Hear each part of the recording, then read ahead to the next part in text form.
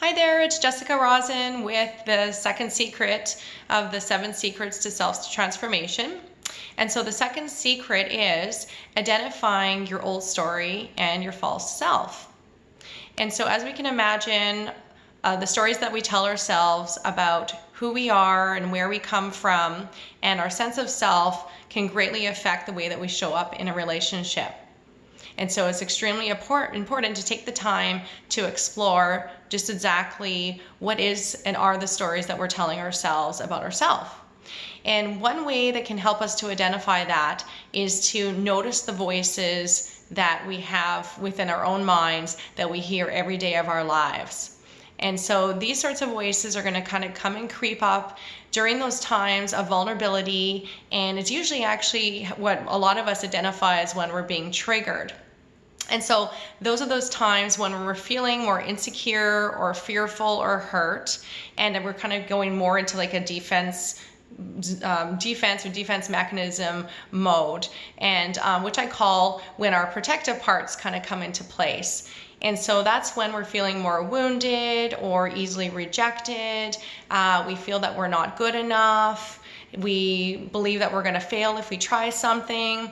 And so a lot of times, for an example of a protective part is when we have our inner critic that comes in and might be actually quite critical of ourselves, including those around us. Another one would be something more like our wounded one, when we feel a lot more vulnerable and in a wounded place. And so when you imagine operating from those lenses when we're in a relationship, it can really create some complications, especially in our communication and the way that we show up.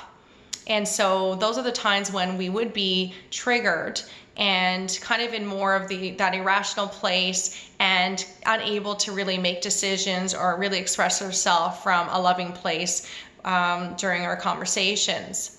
And so it's extremely helpful to get a sense of what are these stories that are coming up for me and how is that affecting the way that I'm communicating with my partner. And for the most part, if we're triggered into our protective parts or operating from this false sense of self, more often than not, if not all the time, it's almost impossible to really have a true conversation and have that go somewhere that's productive. So super important that we're aware of what is our old story, what's our false sense of self, and when are we triggered into these protective parts. And so when you're communicating with your partner, and this is something that again I go into the book in chapter 5 in greater detail, it's how do we navigate and communicate when these times happen and we are triggered, and some of this old story way of being comes more into the forefront. So really important to be able to ground ourselves and make some decisions on, is this the best time to be able to communicate, and how can we come back to more of a truer place within ourselves to have a more productive and healthy conversation. And so that's it for today. Tomorrow I'm going to go a little bit more into secret 3, and that's going to help us in a great way, even more so when we're in our relationships and in our communication. Take care and have a wonderful day.